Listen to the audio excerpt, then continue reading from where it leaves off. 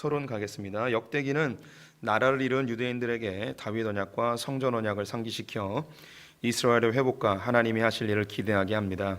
역대상은 아담부터 시작된 하나님의 놀라운 계획이 다윗 언약을 통해 구체화되었음을 보여주고 있습니다. 역대하는 성전을 건축하는 솔로몬을 시작으로 바벨론에 의해 성전이 파괴되는 시드기야 왕까지의 이야기를 다루고 있습니다. 7년 6개월에 걸쳐 성전 건축을 완공한 솔로몬은 법궤를 지성소로 옮기자 하나님의 영광이 임하였습니다. 솔로몬은 감격하여 왕위를 견고히 해달라는 것과 백성들이 성전을 향해 기도할 때 응답해 주실 것을 간구하였습니다. 이제 성전의 낙성식을 마무리하고 역대하에서 가장 중요한 성전 언약의 내용이 등장하게 됩니다. 역대상에서는 하나님이 다윗을 통하여 메시아를 태어나게 할 것이라는 이 다윗 언약이 가장 중요한 부분이었고, 역대하에서는 오늘 읽게 되는 우리가 잘 알고 있는 내 이름으로 일컫는 내 백성이 그 악한 길에서 떠나 겸비하여 하나님께 나와 기도하면 사하시리라, 이 말씀이 제일 중요합니다. 이 말씀으로 이 두 개가 이제 제일 중요한 역대상과 역대하의 이야기인데요. 그 본문 한번 살펴보도록 하겠습니다. 우리 1절부터 3절까지 다시 한번 교독해 볼게요. 성도님들이 먼저 읽어봐 주세요. 시작.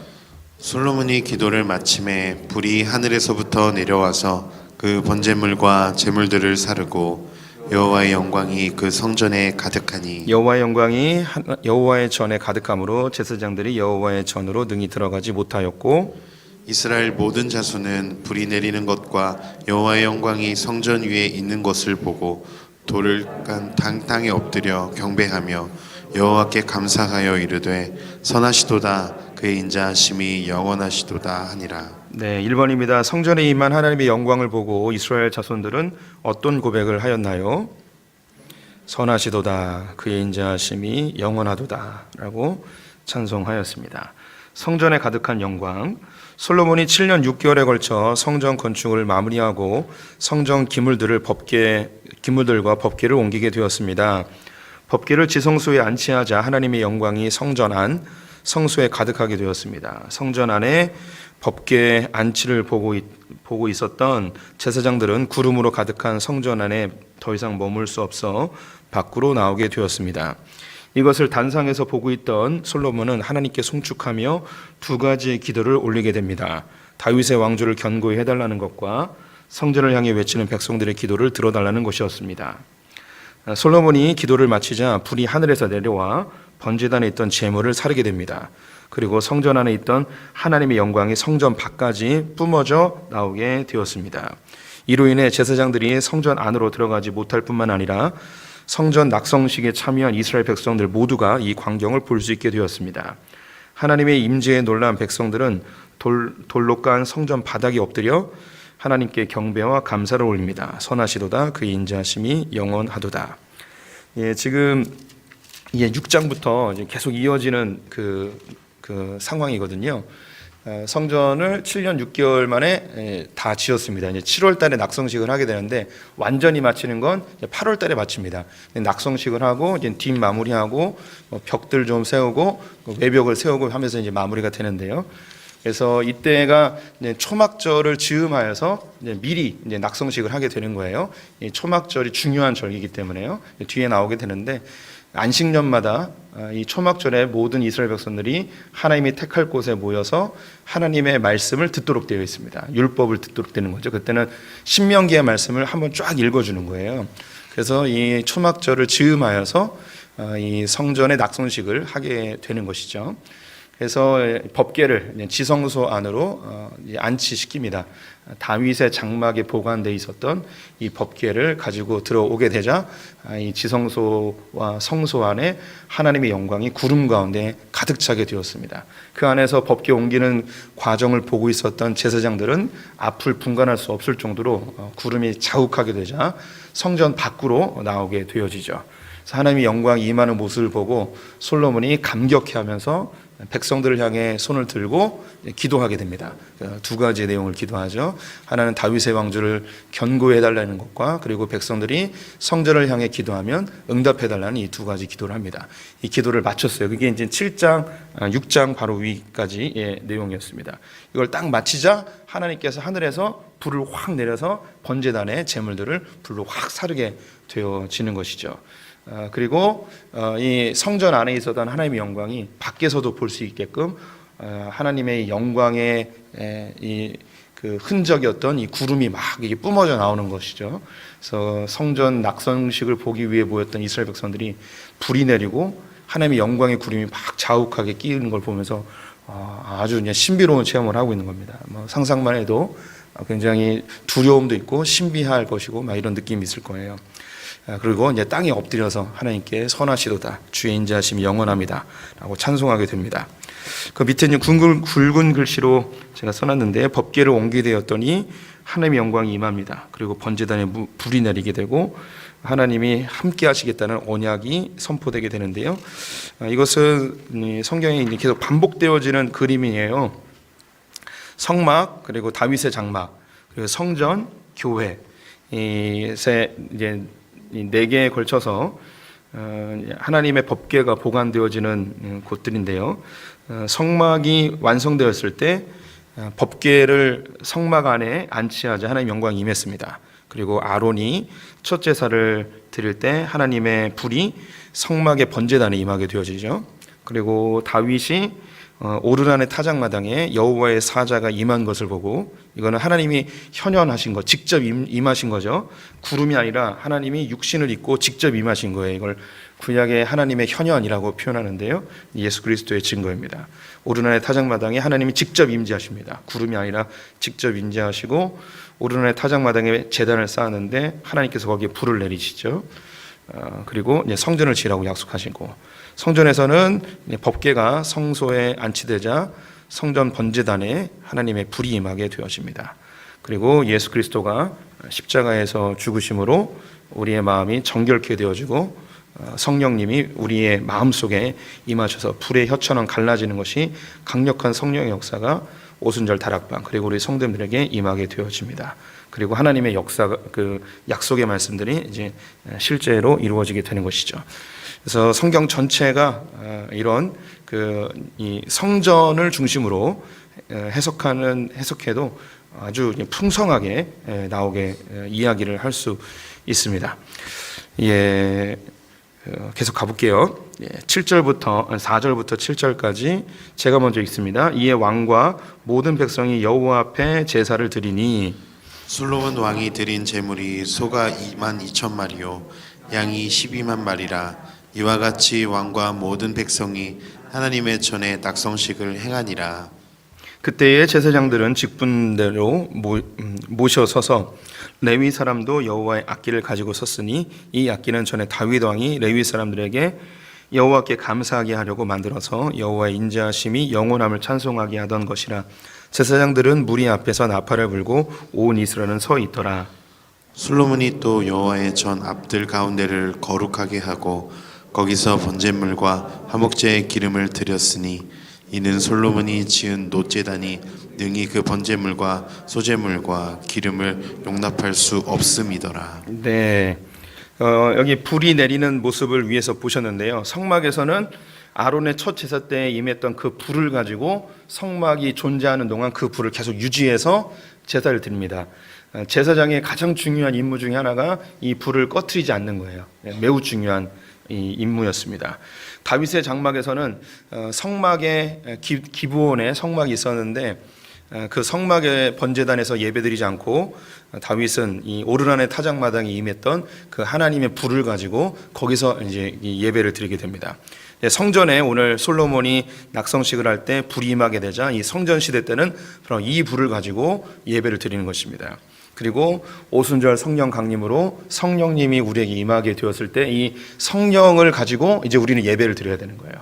그래서 영과 진리로 예수 그리스도와 성령으로 우리가 예배를 드려야 되는 거죠. 예수님의 보혈과 성령의 임재하심으로 예배를 드려야 되는 것입니다. 그래서 성령을 모욕하면 하나님께 용서받지 못하는 범죄를 하게 되는 것이죠. 그래서 우리 성도님들 성령에 의지해서 늘 예배 드리셔야 되는 겁니다. 질문 가볼게요. 성전 낙성식 때에 사용된 제물의 숫자는 얼마인가요? 소는 22,000마리, 양은요 12만 마리였습니다. 양 한 마리로 보통 4명이 먹어요. 그러면 그 4명이 먹으면은 12만 마리면 이제 48만 명 뭐 이렇게 뭐 예를 들 수 있습니다. 엄청나게 많은 사람들이 뭐 다 화목제로 드린 건 아니겠지만 번제는 하나님께 완전히 드리는 거고요. 화목제는 일부만 하나님께 드리고 내장과 껍데기 뭐 이런 거 드리고 나머지 고기들은 함께 왔던 사람들이 다 같이 먹는 겁니다. 굉장히 뭐 고기 잔치가 이 일주일 동안 뭐 풍성하게 임했으리라고 생각이 듭니다. 성전 낙성식, 솔로몬은 법궤를 옮긴 후 하나님의 영광의 임재와 번제단에 불이 내리는 장면을 목격한 후 성전 건축을 감사하는 낙성식을 진행합니다. 이때 사용된 제물은 소가 22,000마리, 양이 12만 마리가 되었습니다. 제사장들은 직분에 따라 가져온 제물들을 하나님께 드리고 다윗이 조직한 찬양대는 악기를 동원하여 하나님께 찬송을 올려드렸습니다.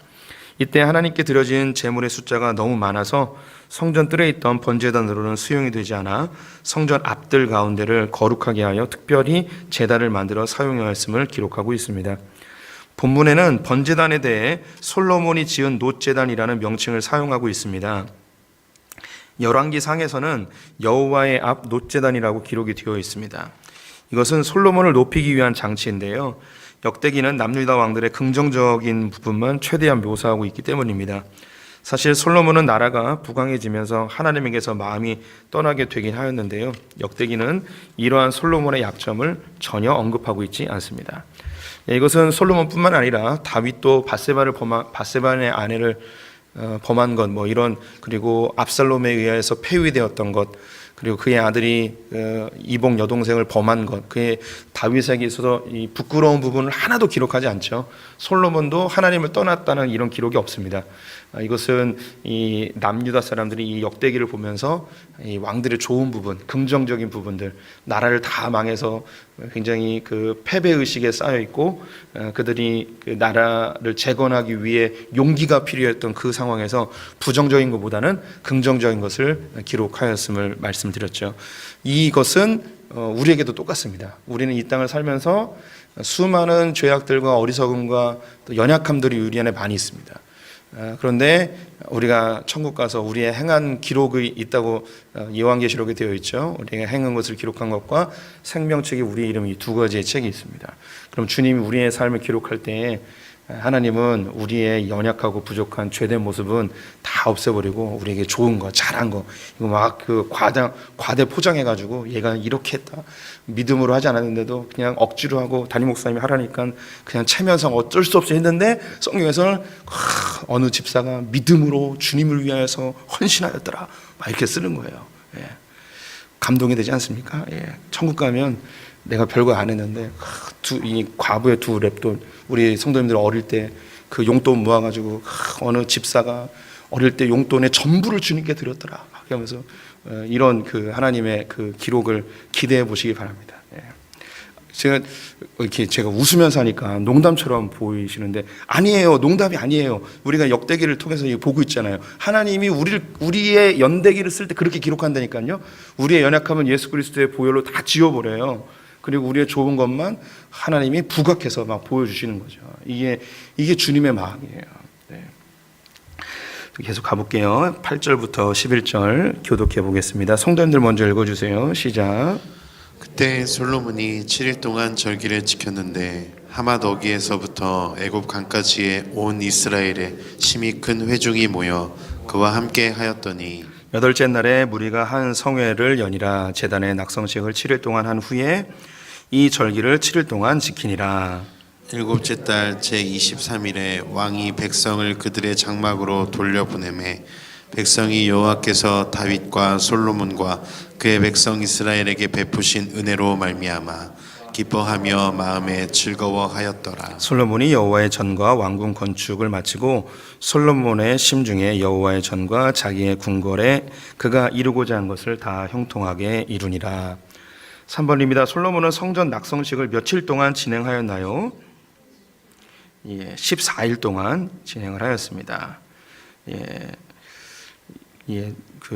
그냥 14일로 적으시면 됩니다. 네, 밑에 답이 있습니다. 솔로몬이 완공한 성전의 낙성식은 14일 동안 진행되었습니다. 낙성식이 8일부터 14일까지 진행됐고요. 15일부터 23일까지 초막절인데 이 초막절 절기도 이제 합하여서 이제 14일 동안 2주 동안 진행을 하였습니다.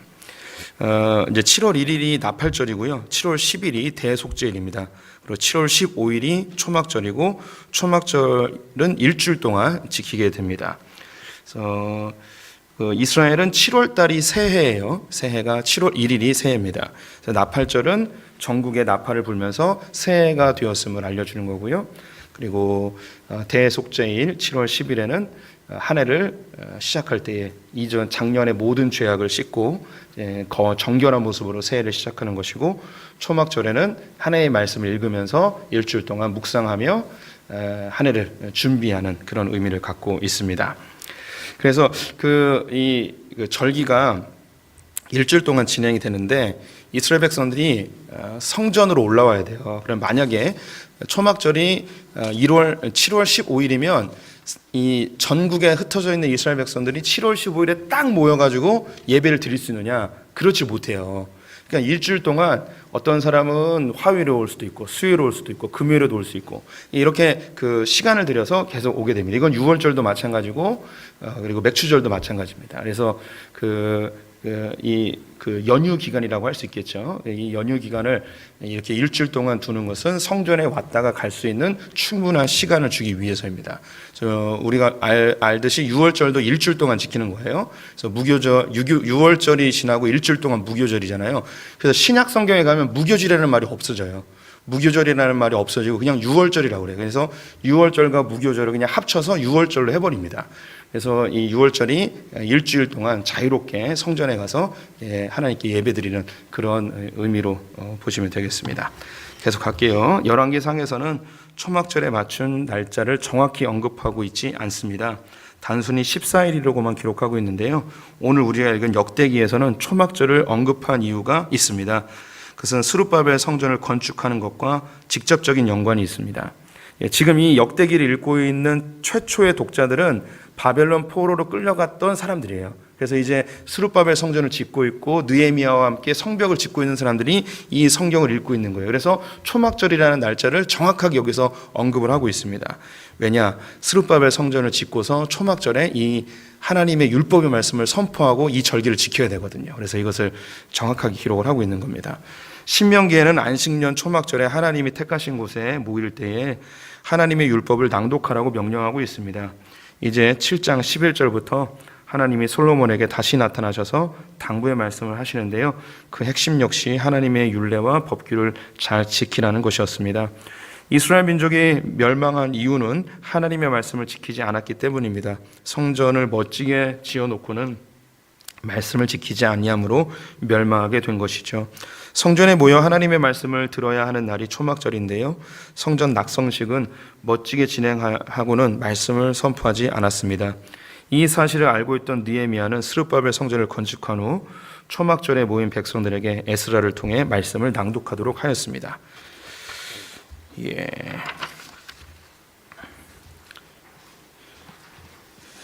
12절부터 16절까지 이제 제일 중요한 성전 언약 부분 시작해 보도록 하겠습니다. 교독하겠습니다. 성도님들이 먼저 읽어봐 주세요. 시작. 밤에 여호와께서 솔로몬에게 나타나사 그에게 이르시되 내가 이미 내 기도를 듣고 이곳을 택하여 내게 제사하는 성전을 삼았으니 혹 내가 하늘을 닫고 비를 내리지 아니하거나 혹 메뚜기들에게 토산을 먹게 하거나 혹 전염병이 내 백성 가운데 유행하게 할 때에 내 이름으로 일컫는 내 백성이 그들의 악한 길에서 떠나 스스로 낮추고 기도하여 내 얼굴을 찾으면 내가 하늘에서 듣고 그들의 죄를 사하고 그들의 땅을 고칠지라. 이제 이곳에서 하는 기도에 내가 눈을 들고 귀를 기울이리니 이는 내가 이미 이 성전을 택하고 거룩하게 하여 내 이름을 여기에 영원히 있게 하였음이라. 내 눈과 내 마음이 항상 여기에 있으리라. 네, 하나님이 솔로몬에게 하신 성전 언약의 내용은 무엇입니까? 14절에 내 이름을 일컫는 내 백성이 그들의 악한 길에서 떠나 스스로 낮추고 기도하여 내 얼굴을 찾으면 내가 하늘에서 듣고 그들의 죄를 사하고 그들의 땅을 고칠지라. 이제 이곳에서 하는 기도에 내가 눈을 들고 귀를 기울이니. 이게 솔로몬에게 약속하신 언약의 말씀입니다. 솔로몬은 7년 6개월에 걸쳐 성전을 완성하였습니다. 이것은 다윗의 소원이었고 하나님이 솔로몬을 향한 명령이었습니다. 성전의 낙성식을 마친 후 하나님이 밤에 솔로몬을 찾아오십니다. 이것은 꿈에 나타나셨다는 의미인데요. 열왕기상 9장 1절에는 여호와께서 전에 기브온에서 나타나심 같이 다시 솔로몬에게 나타나사라고 되어 있습니다. 열왕기상 9장 1절 제가 다시 읽어드릴게요. 여호와께서 전에 기브온에서 나타나심 같이 다시 솔로몬에게 나타나시니라 라고 되어 있습니다. 기브온에서 하나님은 꿈 중에 솔로몬을 찾아오셨습니다. 여기서 다시라는 표현이 있는데요. 이번이 세 번째 솔로몬을 찾아온 상황입니다. 첫 번째는 기브온에서 1,000번제를 드릴 때 꿈으로 찾아오는 것이고요. 두 번째는 성전 외벽 공사를 마쳤을 때 찾아오십니다. 그리고 이번이 성전을 완공한 다음에 세 번째 찾아오시는 거예요. 첫 번째 때는 그 지혜를 구하라 이야기하면서 성전 건축에 대해서 이야기하셔요. 두 번째와 세 번째는 그 말씀이 똑같아요. 다윗이 행한 것처럼 주의 율례와 규례대로 행하라. 이거를 두 번이나 이야기하세요. 근데 우리가 아시듯이 솔로몬이 하나님의 말씀대로 살지 않죠. 지난주에 이야기하였는데 왜 꿈으로 나타나셨는가? 솔로몬의 주변에 선지자들과 제사장들이 있었지만 솔로몬이 그들의 이야기를 안 듣는 거예요. 그래서 하나님이 기적적인 방법으로 자연적인 방법이 아닌 기적적인 방법으로 나타나서 솔로몬을 깨우시는 거죠. 꿈에서라도 이야기하시는 거예요. 근데도 정신을 못 차립니다. 가볼게요. 열왕기에서 하나님이 반복적으로 솔로몬을 찾아오시는 이유는 솔로몬에게 하나님의 뜻을 전달하기 위함입니다. 이런 기적적인 방법을 사용하는 때는 매우 위급한 상황입니다. 솔로몬이 율법이나 선지자의 말을 듣지 않고 있기 때문이죠. 역대기에서는 솔로몬의 부정적인 모습을 빼고 하나님이 솔로몬에게 말씀하시는 장면만 보여주고 있습니다. 오늘 여기 열왕기하 7장에서는 그 다시라는 말이 없어요. 하나님이 반복적으로 와서 솔로몬을 깨우는 이 장면이 없는 거죠. 그냥 긍정적인 부분만 보여주고 있는 거예요. 하나님이 솔로몬에게 전해주고 싶었던 첫 번째 내용은 성전에서 하는 기도에 하나님이 눈을 들고 귀를 기울이겠다는 약속입니다. 이것이 성전 언약인데요. 하나님은 기근과 전염병이 유행하였을 때 악한 길에서 떠나 스스로 낮추어 성전을 향해 성전에서 하는 기도에 눈과 귀를 기울이고 고치시겠다고 약속하십니다. 그렇다면 왜 성전에서 하는 기도를 들으실까요? 16절에 나와 있습니다. 왜냐하면 내가 선택하고 내가 구별한 이 집에 나의 이름을 영원히 있게 할 것이기 때문이다. 나의 눈과 나의 마음이 영원히 이곳에 있을 것이다. 여기 내 이름 나오죠. 성전이 될 수 있는 이유는 나의 이름, 하나님의 법궤가 있기 때문입니다. 하나님의 얼굴을 찾는다는 것, 성전에서 기도한다는 것은 단순히 죄를 고백하는 것을 뛰어넘어 하나님의 말씀대로 살겠다는 결단입니다.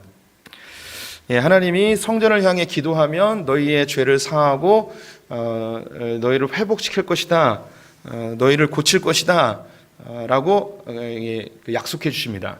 그런데 이 성전에 나와서 기도하거나 성전을 향해 기도하게 되면 내가 눈을 집중하여 볼 것이고 귀를 기울일 것이다. 왜냐하면 이곳에 내 이름을 두었기 때문이다. 즉 법궤를 이 안에 두었기 때문에 내가 여기에 최고의 관심을 갖고 있다. 그래서 성전을 향해 기도한다거나 성전에서 기도한다는 것은 단순히 소원 성취나 혹은 죄를 사해달라는 그런 죄사함 그 이상의 의미입니다. 성전에 나와서 기도한다는 건 내가 이제는 나의 옛삶을 이제 정리하고 하나님의 말씀대로 살겠습니다. 주님이 지시한 대로 살겠습니다. 주님의 가치관대로 살겠습니다라는 결단이 이 안에 담겨 있는 거예요. 그래서 그 뒤에 이제 설명이 나옵니다. 17절, 18절 우리 성도님들 같이 읽어보겠습니다. 시작. 내가 만일 내 앞에서 행하기를 내 아버지 다윗이 행한 것과 같이 하여 내가 내게 명령한 모든 것을 행하여 내 율례와 법규를 지키면 내가 내 나라 왕위를 견고하게 하되 전에 내가 내 아버지 다윗과 언약하기를 이스라엘을 다스릴 자가 내게서 끊어지지 아니하리라 한 대로 하리라. 예, 하나님이 솔로몬에게 꿈 중에 당부한 사항은 무엇입니까? 율례와 규례를 지켜라. 솔로몬은 성전 지상주의에 빠졌습니다. 건물로서의 성전을 잘 지었기 때문에 성전에서 기도하면 하나님이 응답해 주실 것이라는 생각을 하고 있었습니다. 이것이 백성들에게도 그대로 전달되었고 결국 이스라엘 백성들은 우상 숭배와 불순종으로 멸망하게 되었습니다. 하나님의 성전을 지은 솔로몬에게 하나님은 성전을 지은 솔로몬에게 꿈을 통해 당부하십니다. 성전이 중요한 이유는 법궤가 있기 때문이고 다윗이 행한 것과 같이 하나님의 율례와 법도를 잘 지키면 왕위가 견고하게 될 것이고 다윗과 언약하였던 내용을 지키겠다고 하십니다. 솔로몬은 성전만 잘 지으면 하나님 복 줄 거라고 생각했어요. 성전의 건물이 중요한 게 아니고 성전이 담고 있는 하나님의 말씀, 하나님의 법, 이걸 잘 지켜야 되는데 그건 잊어버리고 성전만 열심히 지으면 복 줄 거라는 생각을 한 것이죠. 근데 이것이 그대로 백성들에게 전달이 되어서 성전에서 예배만 제사만 잘 드리면 하나님이 무조건 복 줄 거라는 그런 생각을 하였습니다. 근데 이것이 그들에게 하나님의 법, 하나님의 말씀에서 벗어나는 불순종이 되었고 하나님을 우상처럼 섬기는 우상 숭배가 되어버렸습니다. 19절에서 22절 교독해 볼게요. 성도님들 먼저 읽어봐 주세요. 시작. 그러나 너희가 만일 돌아서서 내가 너희 앞에 둔 내 율례와 명령을 버리고 가서 다른 신들을 섬겨 그들을 경배하면 내가 너희에게 준 땅에서 내 뿌리를 뽑아내고 내 이름을 위하여 거룩하게 한 이 성전을 내 앞에서 버려 모든 민족 중에 속담거리와 이야기거리가 되게 하리니 이 성전이 비록 높을지라도 그리로 지나가는 자마다 놀라 이르되 여호와께서 무슨 까닭으로 이 땅과 이 성전에 이같이 행하셨는고 하면 대답하기를 그들이 자기 조상들을 애굽 땅에서 인도하여 내신 자기 하나님 여호와를 버리고 다른 신들에게 붙잡혀서 그것들을 경배하여 섬김으로 여호와께서 이 모든 재앙을 그들에게 내리셨다 하리라 하셨더라. 5번입니다. 이스라엘이 멸망받은 이유는 무엇인가요? 율례와 명령을 버리고 다른 신들을 섬겼기 때문입니다. 불순종과 우상숭배. 하나님은 이스라엘 백성들이 빠지기 쉬운 잘못된 신앙 두 가지를 언급하고 있습니다.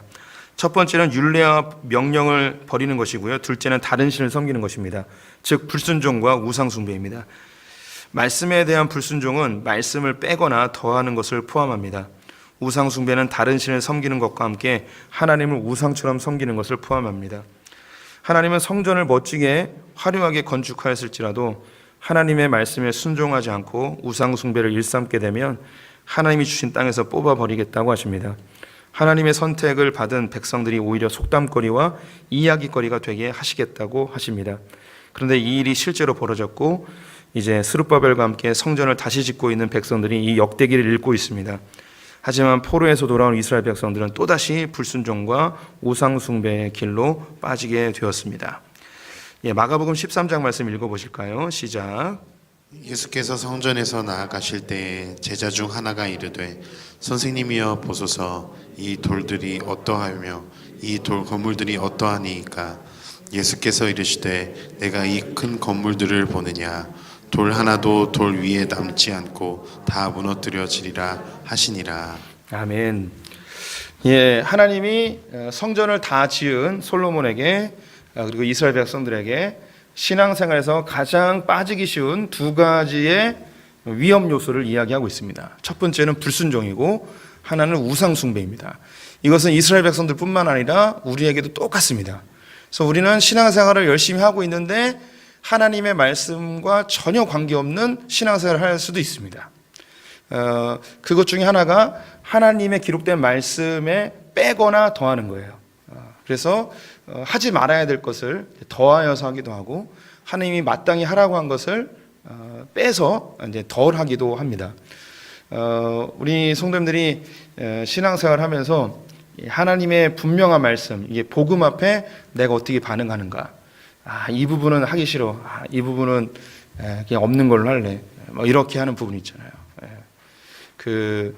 오늘도 이제 신방을 한 분에게 했는데 이분하고 그 신방하면서 마지막으로 하였던 얘기가 뭐냐면 십계명에 부모를 공경하라라는 말이 있는데 이분은 아버지하고의 상처가 너무 많은 거예요. 그래서 이 부분을 해결을 아직 못한 거죠. 그래서 분명히 하나님의 말씀인데 이걸 해결하지 못하는 것 때문에 하나님이 자기에게 벌을 주면 어떡하나 이런 두려움도 있는 거죠. 그래서 하나님이 그 마음을 계속 자극하는 거예요. 거룩한 부담감을 주시는 거죠. 근데 예수를 안 믿었으면 그냥 나의 아빠는 내 인생에서 지워버릴래 하고 그냥 묻어버리고 가겠죠. 근데 복음 앞에 쓰면은 자꾸 이게 찔림이 있는 거죠. 그래서 하나님 말씀 앞에 내가 충돌하는 거예요. 그래서 이 부분은 지금 다 이야기할 부분은 아닌데, 그런데 이분은 아주 아름다운 거예요. 지금 이게 충돌하고 있으니까 여기서 이거를 이제 해결해 나가야 되는데 해결해 나가도록 이제 권면했습니다. 그런데 안타까운 것은 우리의 삶에 이게 분명히 하나님 내게 찔림이 있어요. 그런데 이게 싫은 거예요. 이 부담감이 싫은 거예요. 분명히 복음 앞에 내가 섰는데 신앙생활을 한참 하다가 몇 번 시도했는데 또 안 되기도 하고 기도했는데 풀리지도 않고 그러면 이거를 그냥 묻어버립니다. 그냥 말씀에서 빼버리는 거죠. 내 인생의 복음의 말씀 중에 이걸 빼버리는 거예요. 그래서 수많은 그 부분들이 있어요. 기독교인들 안에 이 성적으로 정결하지 못하거나 혹은 이 부부 사이에 다른 제3자가 끼어든다거나 불륜이라고 하죠. 뭐 그런 거 있잖아요. 뭐 요즘 애인 없는 사람은 요즘 사람 아니다. 뭐 크리스천들도 다 애인 하나씩 있어야 된다. 뭐 이런 이야기들 우리랑은 전혀 관계없는 저 강남 분들이 막 이런 얘기 하는 것 같아요. 이런 거에 이제 복음 앞에 분명히 이제 부딪히는 부분이잖아요. 그런데 그냥 복음은 복음대로 나는 나대로 이렇게 살게 되어지면 이게 불순종인 거예요. 이분이 그러면 교회에서 봉사 안 하느냐? 아니에요. 그럼 이분 선교도 하고 뭐 이것저것 다 해요. 그런데 이런 부분에 이제 하나님의 말씀과 충돌하면 이걸 빼버리는 거죠. 이게 불순종이에요. 또 우상숭배. 우리가 신앙생활하면서 소위 좀 신앙이 좋은 분들에게 나타날 수 있는 영역이 또 이 우상숭배예요. 우상숭배. 우리가 뭐 불상을 세워놓거나 제사를 지내지 않습니다. 근데 우상은 내가 원하는 것을 신을 조종하여서 얻어내려 하는 그 모든 것이 우상숭배입니다. 그래서 하나님을 조종하려 하는 거예요. 그래서 나의 예배로 주님을 조종하려 하고 내 기도로 조종하려 하고 헌신, 나의 충성 이런 것으로 하나님을 조종해서 내가 원하는 거 얻어내려는 이 모든 것들이 이제 우상숭배가 되어집니다. 그러면서 나의 눈에 보이는 성전이 점점점 견고해지는 거죠. 아름다워지는 거예요. 그래서 내가 지금까지 해왔던 신앙의 연수들, 교회에 선신했던 나의 공로들, 사람들에게 인정받는 그런 사람들 앞에서의 그런 나의 외적인 모습들, 이것이 아름다운 성전으로 만들어져 갑니다. 그럼 옆에 사람들이 이 제자들처럼 예수님에게 성전을 소개하는 것처럼 이 집사님 보시라고, 이 권사님 보시라고, 이 장로님 보시라고 이렇게 교회에서 헌신하시고 이렇게 충성하시고 이 자녀들도 이렇게 잘 키워놓고 이렇게 멋지지 않습니까? 예수님 너무나 멋지지 않습니까? 하며 이 나의 외형적인 신앙의 모습이 나의 우상이 되어져 나 정도면 주님이 이만큼 복을 주시겠지. 내가 이 정도 했는데 우리 성도님들 이 공간에 있는 사람 중에 누가 제일 이 우상에 빠지기 쉬울까요? 저라고 하지 마세요. 이럴 때 답은 누구예요? 나예요, 나예요, 나. 신앙인들이 가장 빠지기 쉬운 이거 하나님이 이야기하신 거예요. 불순종과 우상숭배입니다. 신앙생활을 많이 하면 이 말씀을 내 좋은 대로 다 해석해서 내 마음대로 바꿔버려요. 신앙이 연약한 자들은 이 충돌하는 게 싫어서 빼버리고 주님께 가까이 가지 않고 이 불순종합니다. 또 신앙이 연약한 사람들은 돈이 우상이 되기도 하고 성공이 우상이 되기도 하고 실제로 제사를 지내기도 하고 점을 보기도 하고 이 세상에 이제 미신이나 이런 거에 이제 여전히 매여 있는 그런 우상 숭배자들도 있고 나의 믿음과 나의 신앙의 연수가 우상이 되어지는 사람들도 있습니다. 그래서 이 솔로몬 시대의 사람이나 우리나 크게 다르지 않아요. 예수님 당시의 바리새인들이나 제자들이나 우리의 모습과 다르지 않은 것이죠. 예수님께서 뭐하러 오셨는가? 이 성전을 파괴하기 위해 오셨습니다. 읽어볼게요. 예수님은 우상이 되어버린 건물로서의 성전을 파괴해버리십니다. 그 성전이 바로 예수님의 육체였습니다. 사람들은 예수님을 이스라엘의 왕으로 삼아 다윗의 왕조를 회복하여 부강한 나라를 만들려고 했습니다. 이런 그들의 생각을 완전히 박살내셨습니다. 하나님이 예수님이 십자가에 달려 갈기갈기 찢겨 죽으신 것입니다. 예수님은 3일 만에 부활하셔서 새로운 성전을 우리에게 제시하십니다. 진짜 하나님의 임재가 있는 곳 바로 우리 성도님들임십니다. 하나님의 말씀대로 살려고 예수님을 닮아가려고 몸부림치는 성도들이 바로 하나님의 성전입니다. 고린도후서 6장 읽어보겠습니다. 시작. 하나님의 성전과 우상이 어찌 일치가 되리요? 우리는 살아계신 하나님의 성전이라. 이와 같이 하나님께서 이르시되 내가 그들 가운데 거하며 두루 행하여 나는 그들의 하나님이 되고 그들은 나의 백성이 되리라 하셨느니라. 나의 열심과 나의 공로는 나의 성전이 될 수 없습니다. 이것이 우리가 복을 받는 근거도 될 수 없으며 우리의 기도의 제목에 응답받는 원인이 될 수도 없습니다. 우리의 신앙생활은 예수님을 바라보는 것, 닮아가는 것입니다. 즉 말씀에 순종하고 우리 안에 있는 우상들을 제거하는 것입니다. 우리 성도님들이 주님 오실 때까지 끊임없이 싸워야 되는 영역이 이겁니다. 하나님의 말씀에 순종하는 것과 내 안에 자리 잡고 있는 하나님을 대신하는 그 우상들을 제거하는 것입니다. 내 안에 있는 우상을 분별하는 제일 좋은 방법은 내가 없어지면 제일 두려워하는 그것. 이게 없어지면 너무너무 무서운 거예요. 그게 나의 가장 큰 우상이에요. 우리 성도님들이 주님의 은혜가 내게서 사라지면 가장 무섭습니다. 주님이 내게서 나를 놓으시면 그게 가장 무섭습니다 라고 한다면 하나님이 우리의 가장 중요한 우선순위가 되는 거겠죠. 또한 우리의 우상을 분별하는 두 번째 방법은 내가 아무것도 하지 않을 때 나에게 아주 자연스럽게 흘러가는 나의 육체의 속성, 내 생각의 흐름, 굉장히 큰 긴장감과 스트레스가 내게 왔을 때 내가 가만히 있으면 자연스럽게 도피되어지는 나의 생각의 흐름들, 여기에 우리의 우상이 그 자리에 있습니다. 우상을 통해서 내게 이 만족감과 위로를 얻고 싶어하는 하나님 아닌 다른 것으로 이 안식을 누리려 하는 그것, 이것이 우상이죠. 그런데 내가 많은 스트레스와 긴장감과 삶의 고민들이 있을 때 자연스럽게 내 머리에서 떠오르는 게 기도해야지. 막 스트레스 받을 때 자연스럽게 내 입술에서 찬송이 흘러나오는 거. 이게 이제 우리가 이제 그 신앙생활의 그 이제 참된 방향성인 것이죠. 우리는 이 솔로몬이 멋지게 성전을 지어 놓은 모습을 보고서 참 잘했다, 멋지다 칭찬할 수 있겠지만 그는 하나님과 오히려 멀어졌습니다. 우리 성도님들은 이 성전의 본래의 목적, 여기에 하나님의 말씀이 있고 우리가 죄를 짓고 삶에 문제가 생기면 다시 말씀으로 돌아가야 돼요. 그래서 말씀 앞에 나를 다시 정돈하고 나의 죄를 주님 앞에 토해내고 주의 말씀을 나의 몸을 삶을 정돈해서 다시 나가서 또 싸우는 거죠. 또 하나님의 말씀대로 살게 되었을 때 주님이 우리를 붙들어 주시고 우리를 견고해 주실 것이라는 믿음 가지고 담대히 나가야 될 것입니다. 성도님들, 이 성전의 언약, 성전을 통해서 하신 그 약속, 바로 우리 성도님들의 성전입니다. 우리를 향해서 지금도 주님은 이야기하십니다. 나의 말씀대로 살아라, 내 말씀 붙들고 살아라, 그럼 내가 너를 영원히 붙들어 주리라. 그 주님을 경험하신 분 되시기를 축원드립니다. 기도하겠습니다.